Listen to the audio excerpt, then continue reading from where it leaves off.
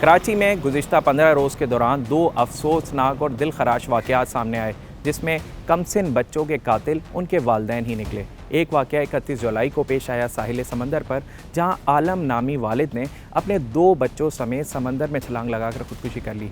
और एक वाक़या गुज़िश्ता रोज़ 14 अगस्त को पेश आया ख़याबान मुजाहिद में, जहां एक अदीबा नामी मुल्ज़िमा ने अपने 2 बच्चों को तेज़धार आले से कत्ल कर दिया। मैं इस वक्त उस घर के बाहर मौजूद हूँ जो कि ख़याबान मुजाहिद में वाक़ है। 53/2 इस मकान नंबर में एक दिल खराश वाक़या सामने आया, जिसमें वालदा ने अपने 2 बच्चों को कत्ल कर दिया। अभी तक इसमें क्या तफ्तीश हुई है और क्या वाक़े का मुकदमा दर्ज कर लिया गया है, ये जानने के लिए दरख्शां पुलिस स्टेशन चलते हैं।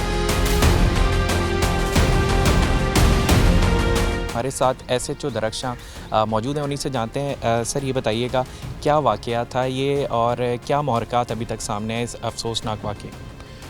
ये फैमिली डिस्टर्बेंस का नतीजा है जो मैं समझ रहा हूँ। और इसमें ये जो ख़ातून है, ये इनकी डिवोर्स हुई है और बच्चे शौहर के पास होते थे, तो इनसे मिलने भी रोज़ाना ही आते थे।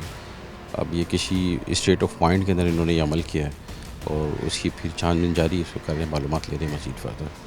अच्छा, इसमें मुझे बताएं कि बच्चों की उम्रें क्या थी और क्या वारदात किस तरीके से अंजाम दी गई है, क्या अब तक तफ्तीश हुई है?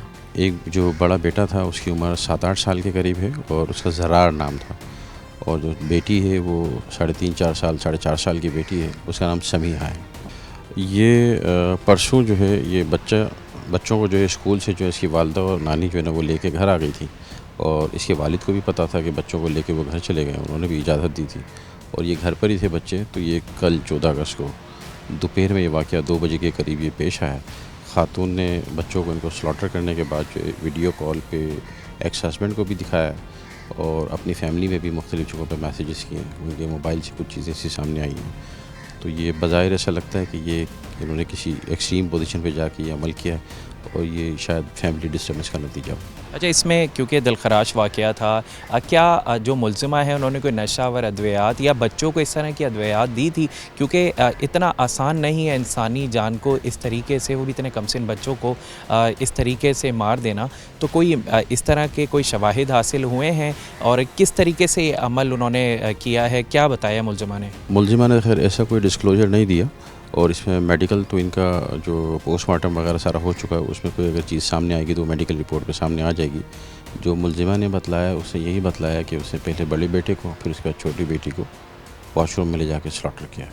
अच्छा, अब इस वाक़े का मुकदमा दर्ज हो चुका है और क्या जो बच्चों के वालिदैन जो वालिद थे उनका कोई पुलिस से रब्ता हुआ है? क्या वो आए हैं कोई मुकदमे के इंदराज के लिए? जी, हम बच्चे के वालिद से जो है ना राब्ते के अंदर है और उन्होंने आज अभी आने का कहा भी है कि थोड़ी देर तक वो पहुँचेंगे और इसमें मुकदमा कराएंगे। तदफीन की वजह से वो बिज़ी रहे, कल रात में उन्होंने तदफीन बच्चों की कराई है। ठीक है जी, हमारे साथ मौजूद थे SHO दरख्शां, जिन्होंने इस तमाम तर दिलखराश वाक़े के बारे में बताया कि जो मुल्ज़िमा थी उन्होंने अपने 7 साला बच्चा जो है ज़रार और जो 4 से 5 साला बच्ची बताई जा रही है समीना, उसको तेज़धार आले से कत्ल किया। वाक़े का मुकदमा ताहाल दर्ज नहीं हुआ है, बयानात लिए गए मुल्ज़िमा की जानिब से और जो मक़तूलीन बच्चे हैं उनके वालिद के साथ भी रब्ता किया गया। ताहाल वालिद पुलिस स्टेशन नहीं आए मुकदमे के इंदराज के लिए। अब पुलिस भी यही इंतज़ार कर रही है कि अगर वो आते हैं, अपना बयान रिकॉर्ड करवाते हैं और मुकदमा दर्ज करवाते हैं तो ज़्यादा बेहतर है, वरना अदरवाइज़ जो है जो सरकारी मुद्दईयत में जो मुकदमा दर्ज किए जाते हैं उसकी तरफ जाया जाएगा।